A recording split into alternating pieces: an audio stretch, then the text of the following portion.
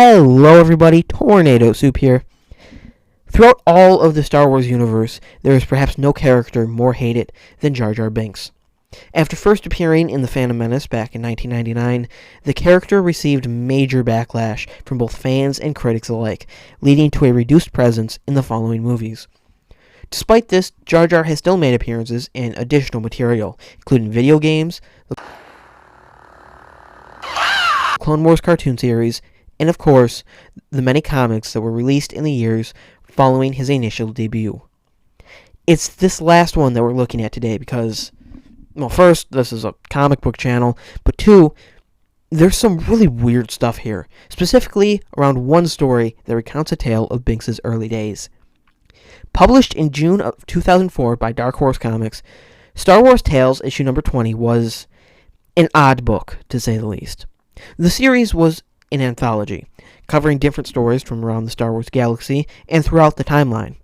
While some issues featured the harrowing adventures of characters like Yoda and Mace Windu, issue 20 was a little more odd than that. One story features the plight of the Jawas trying to sell used droids, while another shows Han Solo and Leia trying to set up the computers for the New Republic following the collapse of the Empire without the help of a sufficient IT department. There are actually two other stories where Jar Jar has a central role, including one where it's revealed that his buffoonish nature is actually an act so that he can get more power without expecting to, actually do work.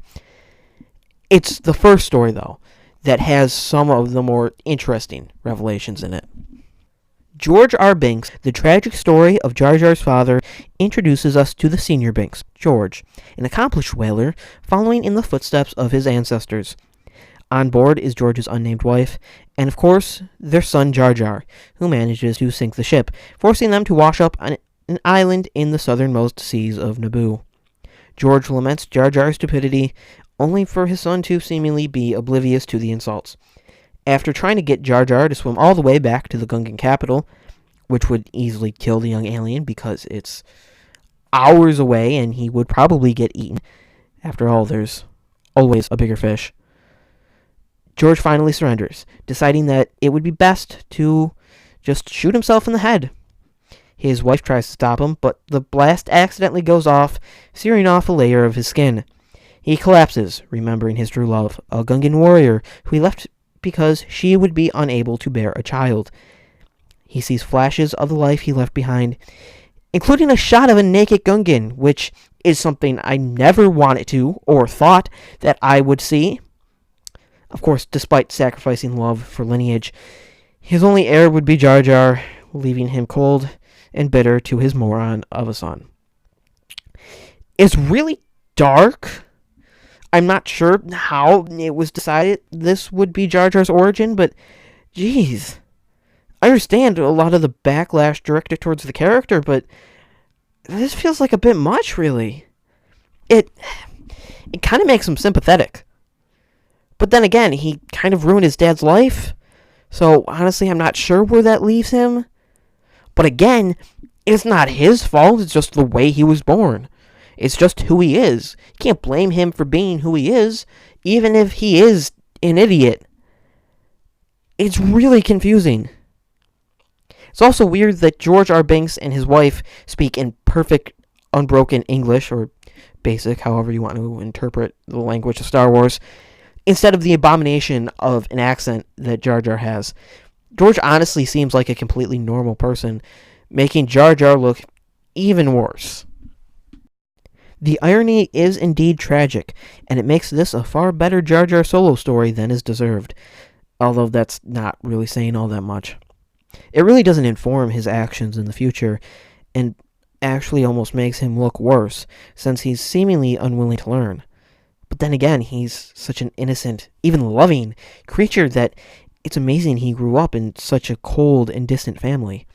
Despite the fact that his whole world has been enveloped by hate, he rises above it, becomes stronger, and tries to do the right thing, even if he does fail at times. I hate to say it, but Jar Jar Binks might actually be stronger emotionally than most real people. Now, Its canonicity is up for debate. Following Disney's of Lucasfilm in 2012, the universe was radically changed, relegating most X-Verse stories to a separate canon. This includes every story published by Dark Horse. And because of that, the story, along with all others in the issue, are clearly more jokes than anything. But there's also nothing that really goes against this being in the main continuity.